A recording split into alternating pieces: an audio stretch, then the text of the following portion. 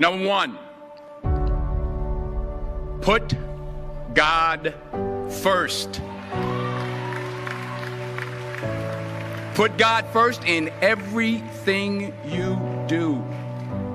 Everything that you think you see in me, everything that I've accomplished, everything that you think I have, and I have a few things, everything that I have is by the grace of God.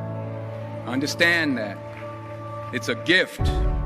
40 years ago, March 27th, 1975, it was 40 years ago, just this past March, I was flunking out of college. I had a 1.7 grade point average.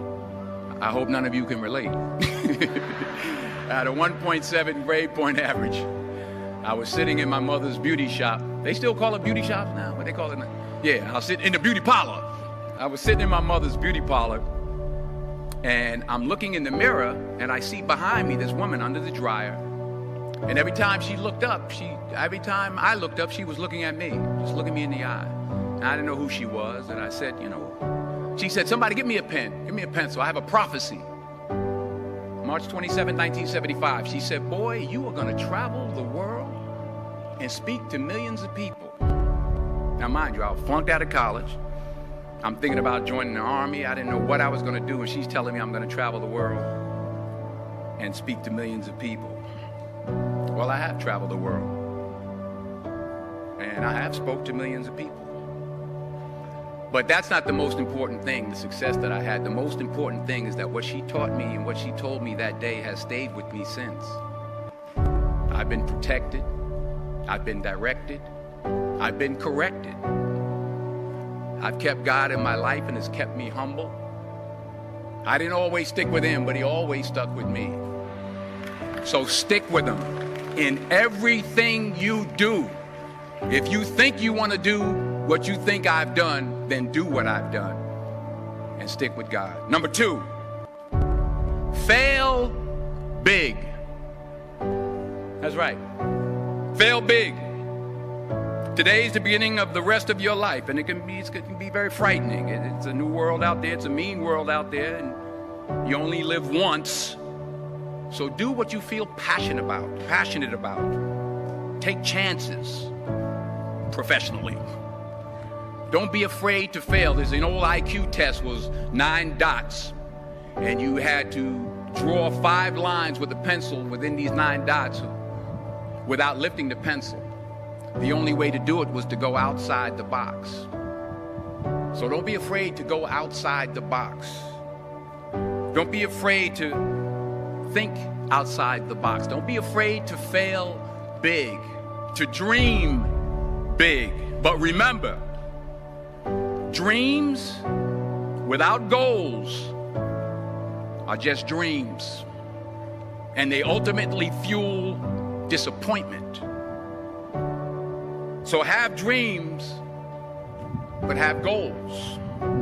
Life goals, yearly goals, monthly goals, daily goals. I try to give myself a goal every day. Sometimes it's just to not curse somebody out.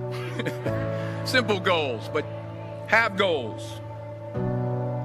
And understand that to achieve these goals, you must apply discipline and consistency. In order to achieve your goals, you must apply discipline, which you've already done, and consistency every day, not just on Tuesday and miss a few days. You have to work at it every day. You have to plan every day. You've heard the saying, we don't plan to fail, we fail to plan. Hard work works. Working really hard is what successful people do. And in this text, tweet, twerk world that you've grown up in, remember, just because you're doing a lot more doesn't mean you're getting a lot more done. Remember that. Just because you're doing a lot more doesn't mean you're getting a lot more done. Don't confuse movement with progress. My mother told me, she said, yeah, because you can run in place all the time and never get anywhere. So continue to strive, continue to have goals, continue to progress. Number 3, you'll never see a U-Haul behind a hearse. I'll say it again. You'll never see a U-Haul behind a hearse. I don't care how much money you make, you can't take it with you. And it's not how much you have. It's what you do with what you have. We all have different talents. Some of you will be doctors, some lawyers, some scientists, some educators, some nurses, some teachers. Yeah, okay. Some preachers. The most selfish thing you can do in this world is help someone else. Why is it selfish? Because the gratification, the goodness that comes to you, the good feeling that I get from helping others, nothing's better than that. Not jewelry, not big house I have, not the cars, but it's the joy. That's where the joy is, in helping others. That's where the success is. Finally, I pray that you put your slippers way under the bed tonight, so that when you wake up in the morning, you have to get on your knees to reach them. And while you're down there, say thank you for grace. Thank you for mercy. Thank you for understanding. Thank you for wisdom. Thank you for parents. Thank you for love. Thank you for kindness. Thank you for humility. Thank you for peace. Thank you for prosperity. Say thank you in advance for what's already yours. That's how I live my life. That's why I am, one of the reasons why I am today.